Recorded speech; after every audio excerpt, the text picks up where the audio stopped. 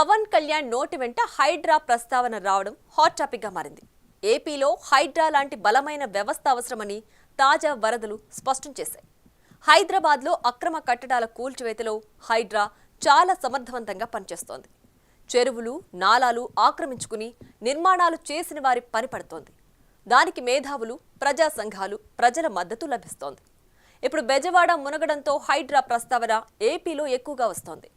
బుడమేరు పొంగడానికి కారణం పెద్ద ఎత్తున జరిగిన ఆక్రమణలే.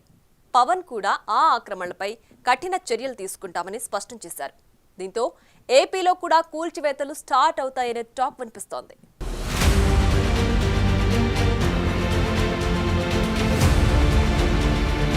వరదలతో విజయవాడ విలవిల్లాడిపోతోంది. మునుపెన్నడూ లేనంత వరద పోటెత్తడంతో బెజవాడ గజగజ వణికిపోయింది. బుడమేరు విశ్వరూపంతో విజయవాడలోని సింగ్నగర్ జలమయమయ్యింది. వేలాది మంది నిరాశ్రయులయ్యారు. కొంతమంది వరదల్లో కొట్టుకుపోయారు. చాలా మేరకు ఇళ్లన్నీ నీట మునిగాయి. నీటి ప్రవాహానికి అవకాశం లేకుండా ఇష్టమొచ్చినట్లు జరిగిన ఆక్రమణల కారణంగానే బుడమేరు పొంగిందని నిపుణులు చెప్తున్నారు.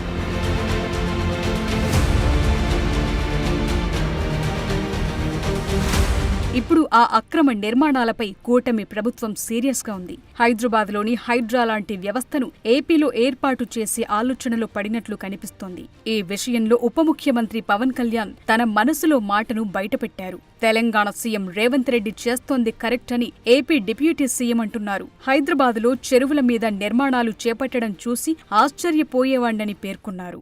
మనకి హైడ్రా లాంటి వ్యవస్థ ఇప్పుడు ఒకటి prevention is better than cure కదండి. అని ప్రతిసారి ఏం చేస్తాం, మనం వైలేషన్స్ జరిగే వరకు మనందరం వెయిట్ చేసేది. మనందరికీ నేను మాట్లాడినప్పుడు కూడా బ్లైండ్గా వైసీపీ చేసేసిందో లేదా వీళ్ళు చేసి మేమే మాట్లాడాల. అట్లీస్ట్ మీరు వచ్చి కరెక్ట్ చేయాలి కదా. మేమనేది గత 20-30 సంవత్సరాలుగా మీరు చాలా సక్సెస్ఫుల్ ప్రభుత్వాలు. ఇప్పుడు నేను ఎవరో ఒక ఎక్స్ వచ్చి ఒక వైలేట్ చేస్తారు, ఇంకొక వై వచ్చి ఇంకో వైలేట్ చేసుకుంటే ఇట్లాగా ఒక 10,000 మంది వచ్చి ఒక వైలేషన్ జరిగితే బుడమేరు పరివాహక ప్రాంతం అంతా ఇల్లు కట్టేశారు. అది బేసిక్గా పంచాయతీలకు రెస్పాన్సిబిలిటీ ఉంది, మున్సిపాలిటీలకు రెస్పాన్సిబిలిటీ ఉంది, సంబంధిత అధికార యంత్రాంగానికి రెస్పాన్సిబిలిటీ ఉంది. ఈ రోజున మనకి ఈ హైడ్రా లాంటిది వచ్చి కొట్టేయచ్చని అసలు కొట్టక ముందు ఉదాహరణకు నేను హైదరాబాద్లో చూసేవాడిని. అది హైదరాబాద్లో చూస్తున్నా నాకు అనిపించింది, నదీ పరివాహక ప్రాంతాలు కదా, చెరువు ప్రాంతాలు కదా, ఇల్లు కట్టేస్తున్నారు ఏంటి, ఇది ఇబ్బంది అవుదా అనుకున్నాను. మేము ఇల్లు కట్టేసాం, బిల్డింగ్లు కట్టేశారు. అంటే మీరు డ్యామేజ్ జరుగుతున్నప్పుడు అందరూ కామ్గా, డ్యామేజ్ జరిగింది అన్ని కట్టేసిన తర్వాత నేను నిన్న మాట్లాడింది అందుకే it will become a social issue అని చెప్పాను. చాలామంది ఆర్థిక పరిస్థితులు చిన్న భిన్నం అయిపోతాయి. అలాంటి వాళ్ళకి ఏం చెప్పాలి, ముందే ఇది చాలా స్ట్రిక్ట్ గైడ్లైన్స్. అందుకని bureaucracy should be extremely alert and powerful. వాళ్ళ బాధ్యత వాళ్ళు నిర్వర్తించాలి. అందుకని ఇప్పుడు రేవంత్ రెడ్డి గారు ముఖ్యమంత్రి వచ్చి ఇప్పుడు ఏమంటారు, కొట్టేస్తూ ఉంటారు. ఆయన చేస్తున్న రైటే, మనం కూడా చెయ్యాలంటే అది కూర్చోబెట్టి అది ఎలాంటి ఇష్యూస్ ఉంటాయో తెలియదు. So lot of social issues, lot of social tensions ఉంటాయి దీనికి. సో దీన్ని కొంత పెర్స్యూజివ్ మెథడ్స్లో చెప్పాల్సి వస్తే, కొన్నిసార్లు కొట్టాల్సి వస్తే, ఇట్ ఆల్ డిపెండ్స్. ఎందుకంటే ఒక హైబ్రిడ్ మెథడాలజీ ఆలోచించాలి, కానీ దీన్ని ఎలా హ్యాండిల్ చేయాలి అనేది కొంచెం చూడాలి. బుడమేరు పొంగి విజయవాడ నీట మునిగింది. ఏపీలోనూ నిబంధనలను పక్కన పెట్టి నిర్మించిన కట్టడాల మీద తాము కఠినంగా వ్యవహరిస్తామని పవన్ స్పష్టం చేశారు. అంటే ఉన్న చట్టాలతోనే అక్రమ కట్టడాలను నిర్మూలిస్తారా, లేక కొత్తగా హైడ్రా తరహాలో వ్యవస్థను ఏర్పాటు చేస్తారా అన్నది చర్చనీయాంశంగా మారింది.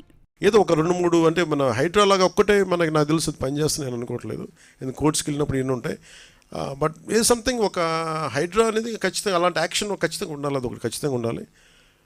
చాలామంది మనకి చూస్తే చెరువులు ఆక్యుపై చేశారు, చాలామంది నాయకులు ఆక్యుపై చేశారు. అవి ఎలా కొట్టాలి, వాళ్ళకి కూర్చోబెడితే ఎవ్రీవన్ ఈజ్ పవర్ఫుల్ ఆ ఏరియాల్లో. సో వాళ్ళని కూర్చోబెట్టి కొంత కన్విన్స్ చేయాల్సి వస్తే, వాళ్ళని విల్ఫుల్గా మన భూదాన్ మూమెంట్ లాగా వాళ్ళ సొంత భూములు ఇచ్చారు, మనకి భూదాన్ మూమెంట్. అలాగా వీళ్ళు చేసిన వయలేషన్స్ని వీళ్ళే స్వచ్ఛందంగా ఒప్పుకొని బయటికి వెళ్ళిపోయి ఇల్లు వాళ్ళే కొట్టేసుకోవటం, అలాంటిది ఒక మెథడాలజీ. లేదంటే మిడిల్ క్లాస్ ఉంటారు, వాళ్ళు తెలియదు, వాళ్ళ అపార్ట్మెంట్ లేదు, డబ్బులు దొరుకుతుంటే ఇల్లు కట్టేసి ఉంటారు, వాళ్ళు నలిగిపోతారు. సో వాళ్ళకి ఏం చేయాలి, ఇట్లాగే చాలామందిని ఒక హ్యూమనిటేరియన్ ఆస్పెక్ట్ కూడా దీంట్లో చూడాలి. చాలామంది వాళ్ళ రిటైర్మెంట్ డబ్బులన్నీ పెట్టి వచ్చిన అపార్ట్మెంట్ కొనుక్కుంటారు. ఇటీవల విశాఖలో పర్యటించిన మున్సిపల్ శాఖ మంత్రి నారాయణ కూడా హైడ్రా ప్రస్తావన తెచ్చారు. ఏపీలో కూడా ఆక్రమణలను సరిచేయాలంటే హైడ్రా తరహా వ్యవస్థను తేవాల్సిన అవసరముందన్నారు. అయితే అదే విశాఖకు తరువాత వచ్చిన మంత్రి నారా లోకేష్ మాత్రం హైడ్రా అవసరం లేదని, ప్రస్తుతమున్న కఠినమైన చట్టాలతోనే ఆక్రమణలను నియంత్రించొచ్చని పేర్కొన్నారు. మరోవైపు చూస్తే పీసీసీ చీఫ్ షర్మిల కూడా ఏపీలో హైడ్రా లాంటి వ్యవస్థ ఉండాలంటున్నారు.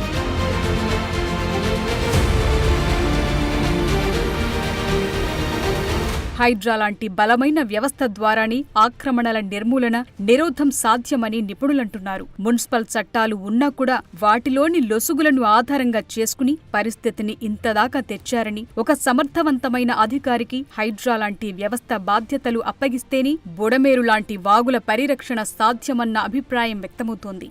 మరి ఈ విషయంలో కూటమి ప్రభుత్వం యాక్షన్ ప్లాన్ ఎలా ఉంటుందో చూడాలి.